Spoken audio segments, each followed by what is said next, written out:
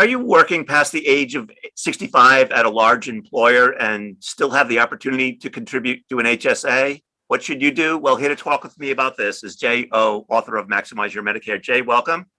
Thanks for having me, Bob. So many folks who are age 65 working at a large employer may have the opportunity to contribute to an HSA, but should they? It's a complicated question, Bob. And basically what has occurred is that the trend to working towards 65 is probably not going to stop. And especially many people want to continue to work beyond 65 as full retirement age under Social Security is no longer 65, but will ultimately be 67. If you work at a large employer, you do have the right to delay Part A and Part B. Frequently, people suggest to enroll in Part A. That is possible because there's no premium and your Part A benefits can contribute or basically coordinate with your health insurance as provided by your large employer.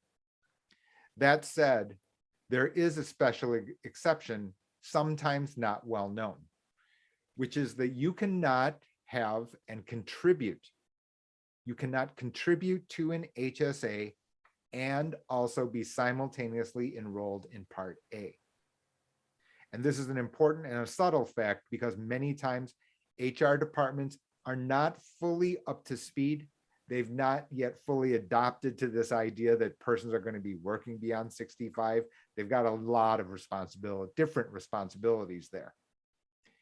The issue is that if you contribute and exceed, if you contribute to an HSA and you are simultaneously enrolled in Part A, you are creating a tax violation, and then you could be penalized for that excess deposit into an HSA.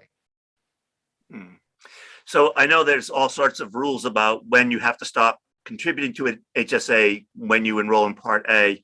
You can enroll in Part A up to 3 months prior to turning 65. Can you still contribute at that point to your HSA and then terminate once you turn 65, or how does that work? Yes, so the HSA contribution limits are actually on a month-by-month basis. So for example, if you Part A was July 1st, then you're not on Medicare for the first 6 months. You can contribute into the HSA of half of the annual contribution limit. That said, it's not based on the timing, but rather on the year's contribution limit and how many months you are not on Part A. So you mentioned earlier too, Jay, that you don't necessarily have to sign up for Part A if you have an employer-provided health insurance, in which case you'd still be able to contribute to your HSA even if you were older than 65.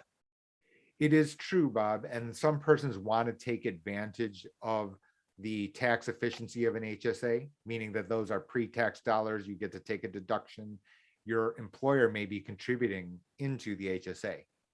So there can be situations where you actually do not enroll in Part A, but simply keep your large employer provided health insurance and continue on contributing into your HSA.